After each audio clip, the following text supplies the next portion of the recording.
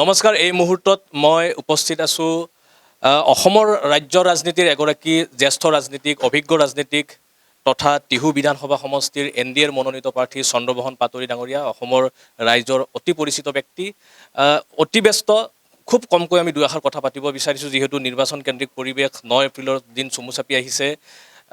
আপুনি অসমৰ ৰাজনৈতিক ইতিহাস আপোনাৰ নখ দৰ্পণত 4টা দশক আপুনি সংসদীয় ৰাজনীতিত আছে। গতিকে এইবাৰৰ নিৰ্বাচনটো আপোনাৰ দৃষ্টিত কি পৃথক? এইবাৰৰ নিৰ্বাচনটো মোৰ দৃষ্টিত পৃথক এইকাৰণে যে এইবাৰৰ নিৰ্বাচনটো এটা সৰ্বাত্মকভাৱে ৰাইজে সঁহাৰি জনাই স্বতঃস্ফূৰ্তভাৱে ৰাইজ আগবাঢ়ি আহিছে। আৰু ৰাইজ আগবাঢ়ি অহাৰ কাৰণটো হ'ল, বা ৰাইজে যে এনেকুৱা স্বতঃস্ফূৰ্তভাৱে আগবাঢ়ি আহিছে, তো ইয়াৰ মূল কাৰণটো হ'ল যে উন্নয়ন, আমাৰ চৰকাৰে যি উন্নয়ন কৰিছে আৰু ৰাইজৰ নিৰাপত্তাৰ কথা যিটো চিন্তা কৰিছে, গতিকে জাতি মাটি ভেটিৰ সুৰক্ষা আৰু উন্নয়নৰ স্বাৰ্থত ৰাইজ এইবাৰ আগবাঢ়ি আহিছে।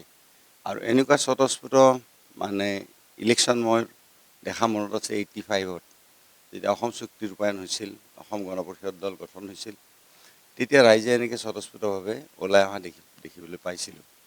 তাৰ পৰৱৰ্তী দিনত ৰাইজে এনেকৈ স্বতঃস্ফূৰ্তভাৱে ওলাই অহা নাই, এইবাৰ যেনেকৈ ওলাই আহিছে। 2টা কাৰ্যকাল আপোনালোকে সম্পূৰ্ণ কৰিলে। অসমৰ খিলঞ্জীয়া জাতি জনগোষ্ঠীৰ আত্মৰক্ষাৰ বিষয়টো সবাতোকৈ অগ্ৰাধিকাৰ দিছিল আপোনালোকৰ দলে।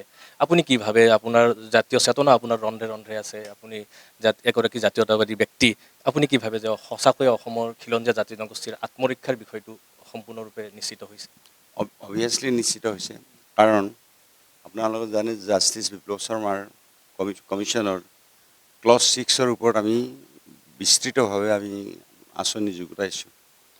আৰু তাৰ উপৰিও এই ক্লজ 6ত আমাৰ অসমৰ অসমীয়া জাতিসত্তাৰ নিৰাপত্তা আৰু সুৰক্ষাৰ কথা ক্লজ 6ত স্পষ্টভাৱে আছে, আছাম একৰ্ডৰ। আৰু তাৰ উপৰিও আপোনাসকলে দেখিছে যে আমাৰ খিলঞ্জীয়া লোকক আমি ভূমিৰ অধিকাৰ দিছোঁ। স্বাধীনতাৰ পিছত কোনোদিন নোহোৱা কাম আমাৰ চৰকাৰে কৰিলোঁ বসুন্ধৰাৰ জৰিয়তে দি, বসুন্ধৰা 1, 2, 3। আৰু বসুন্ধৰাৰ জৰিয়তে দি যিসকল মানুহে মাটিৰ পট্টা পোৱা নাছিল, অসমৰ খিলঞ্জীয়া মানুহে, তেওঁলোকক মাটিৰ পট্টা দিয়া হ'ল, ভূমিৰ অধিকাৰ দিয়া হ'ল। আৰু চাহ বাগিচাৰ মানুহ যিখিনি আছে, 200 বছৰ অসমত তেওঁলোকে কাম কৰিছে, 200 বছৰতকৈ অধিক। গতিকে তেওঁলোকে কেতিয়াও মাটিৰ পট্টা পোৱা নাছিল। এইবাৰ প্ৰথমবাৰৰ বাবে তেওঁলোকক মাটিৰ পট্টা দিয়া হৈছে। তেনেকৈ আচলতে জাতি মাটি ভেটি সুৰক্ষাৰ এই যিটো আমাৰ চৰকাৰৰ যিটো পদক্ষেপ, এই পদক্ষেপটো আপোনালোকেও প্ৰত্যক্ষ কৰিছে, ৰাইজেও প্ৰত্যক্ষ কৰিছে। গতিকে আমি এই ক্ষেত্ৰত আমাৰ চৰকাৰখন দৃঢ়ভাৱে আগবাঢ়ি গৈছে আৰু আগবাঢ়ি যাব। উন্নয়নৰ প্ৰসংগত মই এটা প্ৰশ্ন আপোনাক কৰিবই লাগিব যে উন্নয়ন হৈছে, দলে দাবী কৰিছে, চৰকাৰে কৈছে উন্নয়ন হৈছে, কিন্তু বিৰোধীয়ে অভিযোগ কৰিছে যে এইখন চৰকাৰে ঋণৰ ওপৰত ঋণ লৈ আচলতে ৰাইজক মাত কৰাইছে, এটা বোজা ৰাইজৰ মূৰৰ ওপৰত এটা বোজা জাপি দিছে। চাওক, ঋণৰ কথাটো হ'ল এনেকুৱা যে ঋণ লওঁ বুলি ল'ব নোৱাৰে কোনো চৰকাৰে। কোনো চৰকাৰে ঋণ লওঁ বুলি ল'ব নোৱাৰে। ভাৰত চৰকাৰে কোনো চৰকাৰক ঋণ লওঁ বুলি ক'লে ঋণ ল'ব নিদিয়ে। ঋণটো ল'ব পাৰিব GDP গ্ৰ'থৰ ওপৰত। আমাৰ যদি GDP গ্ৰ'থ ভাল, আমাৰ পইচা আছে, আমি ঋণ পৰিশোধ কৰিব পাৰিম, সেইকাৰণে আমি ঋণ লৈছোঁ। এইটো সহজ গাঁৱলীয়া ভাষাত কৈছোঁ মই, ইকনমিক টাৰ্মছত মই কোৱা নাই যে ঋণ GDP গ্ৰ'থৰ ওপৰত নিৰ্ভৰ কৰিহে ঋণ ল'ব পাৰিব। গতিকে আমাৰ ঋণ ল'ব পৰা আমাৰ কেপাচিটি অসম চৰকাৰৰ আছে, অসম চৰকাৰৰ পৰিশোধ কৰিব পৰা কেপাচিটিও আছে। আৰু আজি আমাৰ GDP গ্ৰ'থ বাঢ়িছে। এতিয়া বিৰোধীয়ে যিখিনি কথা কৈছে, আমি যিখিনি লোন আজি লৈছোঁ, গতিকে বিৰোধী চৰকাৰ য'ত আছে কেৰেলা, বিৰোধী চৰকাৰ য'ত আছে বেংগলোৰ, বিৰোধী চৰকাৰ য'ত আছে ৱেষ্ট বেংগল, গতিকে য'ত য'ত বিৰোধী চৰকাৰ আছে তাত ঋণ কিমান লৈছে? আমি যিমান লৈছোঁ তাতকৈ দুগুণ ঋণ লৈছে, তাতকৈ দুগুণতকৈ বেছি ঋণ তেওঁলোকে লৈছে। তেওঁলোকে নিজৰ দলৰ শাসিত ৰাজ্যসমূহক নকয় কিয় যে ঋণ ল'ব নালাগে? আৰু এটা অভিযোগ কৰে যে চৰকাৰে এহাতে আত্মনিৰ্ভৰ অসমৰ কথা কৈছে, কিন্তু আনহাতে কৰ্মস্পৃহা বা কৰ্ম সংস্কৃতিটো নাইকিয়া কৰিব বিচাৰিছে হিতাধিকাৰী আঁচনি সৃষ্টি কৰি। মিছা কথা সেইটো। মিছা কথা এইকাৰণে যে প্ৰথমবাৰৰ বাবে বিজেপি চৰকাৰে আমাৰ স্কিল ডেভেলপমেণ্ট ডিপাৰ্টমেণ্ট এটা খুলিলে। গতিকে স্কিল ডেভেলপমেণ্ট ডিপাৰ্টমেণ্টটোত আমি ASDM কৰিলোঁ, আছাম স্কিল ডেভেলপমেণ্ট মিছন। আৰু আমি আছাম স্কিল ডেভেলপমেণ্ট মিছনৰ লগত ছিংগাপুৰৰ ITES লগত আমি মানে চুক্তি স্বাক্ষৰ কৰিলোঁ। আৰু আজি আমি বিগত দিনত ASDMৰ পৰা বহুখিনি ল'ৰা ছোৱালী, বহুত লাখ ল'ৰা ছোৱালী তাৰ পৰা প্ৰশিক্ষিত হ'ল আৰু হৈ পেলাই তেওঁলোকে বিভিন্ন কৰ্মসংস্থান তেওঁলোকে পাবলৈ সক্ষম হৈছে। নাম্বাৰ 1।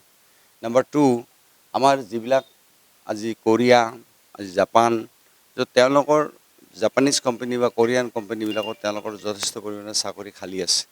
তো মই ইণ্ডাষ্ট্ৰী মিনিষ্টাৰ থকা অৱস্থাতো সেই কোম্পানীসমূহে আমাক লগ পাইছিল। তো এতিয়াও জাপানৰ মন্ত্ৰী আহি আমাৰ মুখ্যমন্ত্ৰী ডাঙৰীয়াক লগ পাইছে। তেওঁলোকে কৈছে যে অলপমান জাপানীজ ভাষা আপোনালোকে শিকাই দিয়ক ইয়াতে। গতিকে তাৰপিছত যিমান লাখ ল'ৰা ছোৱালী আছে আমি জাপানীজ কোম্পানীত ভাল দৰমহা দি পেলাই আমি চাকৰি দিম, আমি কোৰিয়ান কোম্পানীত আমি চাকৰি দিম। গতিকে তাৰ কাৰণে আমি কি কৰিছোঁ, অকল ASDMে আমি ক্ষান্ত থকা নাই। আমি মঙলদৈত 1000 কোটি টকা খৰচ কৰি স্কিল ইউনিভাৰ্চিটি মঙলদৈত কৰিছোঁ আৰু এইখন ভাৰতবৰ্ষৰ 3য় স্কিল ইউনিভাৰ্চিটি, 3য় এণ্ড বেষ্ট। গতিকে যিটো কথা কৈছে বিৰোধীয়ে যে কৰ্মসংস্কৃতি কৰ্মস্পৃহাটো আমি নাইকিয়া কৰিছোঁ, নাইকিয়া কৰা নাই। ভৱিষ্যত প্ৰজন্মৰ কাৰণে আমি তেওঁলোকে যাতে স্কিল মেন পাৱাৰ হিচাপে গঢ়ি উঠে, হিউমেন ৰিচ'ৰ্চ হিচাপে গঢ়ি উঠে, তাৰ কাৰণে আমি এনেকুৱা ধৰণৰ ASDMৰ পৰা স্কিল ডেভেলপমেণ্ট মিছন, ASDMৰ পৰা আমি স্কিল ইউনিভাৰ্চিটিলৈকে আমি এই পদক্ষেপ গ্ৰহণ কৰিছোঁ। আৰু তাৰ উপৰি আপোনালোকে জানে, আপুনি গুৱাহাটীৰ পৰা আহিছে জানিব, আমাৰ আমবাৰীত যিটো আমাৰ ষ্টাৰ্টআপ আছে। গতিকে আজিৰ পৃথিৱীখন কি, আজিৰ আৰ্টিফিচিয়েল ইণ্টেলিজেঞ্চ, IoT, IoE আৰু ষ্টাৰ্টআপ। গতিকে এই ষ্টাৰ্টআপ আমি যিটো হাব কৰিছোঁ, আমাৰ আছাম ষ্টাৰ্টআপ, আজি সেইটো আমাৰ এই আমাৰ বিজেপি চৰকাৰৰ দিনতে এই ষ্টাৰ্টআপ আমাৰ কৰা হ'ল। আৰু এই ষ্টাৰ্টআপটোৰ পৰা আমাৰ বহুত ল'ৰা ছাকচেছ হৈছে আৰু বহুত ল'ৰাই আজি বহুত মানুহক কৰ্মসংস্থান দিবলৈ মানে সক্ষম হৈছে। মই এটা নাম কওঁ, আমি কেতিয়াবা লগ পাব, তেওঁ আছাম ইঞ্জিনিয়াৰিং কলেজৰ পৰা পাছ কৰা ডেভিড। গতিকে ডেভিড গগৈ। গতিকে ডেভিড গগৈ আজি আপুনি আমাৰ দক্ষিণত তেওঁ ইণ্ডাষ্ট্ৰী কৰিছে আমাৰ ইয়াতে ইউ সমষ্টিত। গতিকে ডেভিড গগৈ আজিৰ দিনটোত বম্বেত তেওঁ হেড অফিচ কৰিছে আছাম ষ্টাৰ্টআপৰ পৰা যোৱা। গতিকে তেওঁ কিমান ল'ৰা ছোৱালীক চাকৰি দিলে, ইমান উন্নয়ন কৰিলে। গতিকে আমাৰ যিটো আছাম ষ্টাৰ্টআপ গুৱাহাটীত হৈছে, এইটো মানে ভাৰতবৰ্ষৰ 10 ইমাৰ্জিং ষ্টাৰ্টআপৰ ভিতৰত এটা। আৰু আজি আমাৰ ডুবাইৰ পৰা, কানাডাৰ পৰা যিসকলে ষ্টাৰ্টআপ কৰি আছিল তাত, তেওঁলোকে ঘূৰি আহি আজি ইয়াতে আছাম ষ্টাৰ্টআপত তেওঁলোকে কাম আৰম্ভ কৰিছে। গতিকে কেতিয়াবা মই আপোনাক অনুৰোধ কৰিম, কাৰণ that was my dream project. গতিকে আপুনি কেতিয়াবা আছাম ষ্টাৰ্টআপ যাব আৰু যাই পেলাই আপোনালোকে চাব। নলবাৰী কেন্দ্ৰিক প্ৰশ্ন এটা আপোনাক কৰিব লাগিব যে উন্নয়ন যথেষ্ট হৈছে, কিন্তু নলবাৰীৰ আৰ্থসামাজিক দিশটোৰ উন্নয়নটো, নলবাৰীৰ ৰাইজে দুগৰাকীকৈ মন্ত্ৰী পাইছে, আপোনাক আৰু জয়ন্তমল্ল বৰুৱাক। গতিকে বিজেপি চৰকাৰৰ আমোলত নলবাৰী জিলাখনৰ আৰ্থসামাজিক দিশটোৰ উত্তৰণ হৈছে নে নাই? হৈছে, আৰ্থসামাজিক দিশটো উন্নয়ন হৈছে। আপুনি প্ৰতিগৰাকী মানুহক যেতিয়া সুধিব, তেওঁলোকে ক'ব আৰ্থসামাজিক মানে দিশটো তেওঁলোকৰ হৈছে নে নাই। ৰাইজক সোধক, ৰাইজে ক'ব নহয় কথাটো। আপুনি হয়তো উদ্যোগ মন্ত্ৰী থাকোঁতে ইয়াত এটা ডাঙৰ, সেইটো কি অৱস্থা? সেইটো ভাল, সেইটোতো এতিয়া মানে কাম পূৰ্ণ গতিত কাম চলি আছে, প্ৰায় শেষ হওঁ অৱস্থা। এতিয়া টেকনিকেল ষ্টাফবিলাক তেওঁলোকে ৰিক্ৰুটমেণ্ট কৰি আছে, নন টেকনিকেল ষ্টাফবিলাক ইয়াৰ পিছত হ'ব। ৰাস্তা হৈ গ'ল, তাত খেতিয়কসকলো উপকৃত হ'ব, কাৰণ আলু প্ৰডাকশ্যন কৰিব লাগিব। গতিকে তেনেকুৱা ধৰণৰ সেই ফেক্টৰীটো হ'ল। আৰু আমাৰ টিহু সমষ্টিতে মই উদ্যোগ মন্ত্ৰী থকা অৱস্থাত আখৰাতো 3টা ইণ্ডাষ্ট্ৰী হৈছে। কাৰণ আপুনি জানে যে আমিনগাঁৱৰ পৰা টিহুলৈকে এই 2টা ছাইড আমি ইণ্ডাষ্ট্ৰিয়েল কৰিডৰ হিচাপে আমি ঘোষণা কৰা আছে আৰু কেবিনেটে পাছ কৰা আছে। গতিকে এতিয়া যি উদ্যোগ আহিব এই ইণ্ডাষ্ট্ৰিয়েল কৰিডৰতে আহিব। ৰাজনৈতিক প্ৰশ্ন এটা যে বিৰোধীৰ শক্তি আৰু স্থিতি আজিৰ তাৰিখত অসমত কি? বিৰোধী বুলিতো আমিতো ৰাইজৰ মাজততো বিৰোধীৰ কোনো চৰ্চা দেখা নাই এতিয়ালৈকে। বিৰোধীৰ চৰ্চাটো আমি দেখা নাই যে বিৰোধীৰ এনেকুৱা ভাল হৈছে, এনেকুৱা অমুকত এনেকুৱা বিৰোধী বহুত উত্থান হৈছে, ৰাইজ বিৰোধী দলৰ লগত আছে, এনেকুৱা কথা দেখা নাই কেতিয়াও। 85 চনৰ পৰা 2026লৈ চন্দ্ৰমোহন পাটোৱাৰীৰ প্ৰতি এই ৰাইজৰ মৰম আৰু আশীৰ্বাদ একে আছে?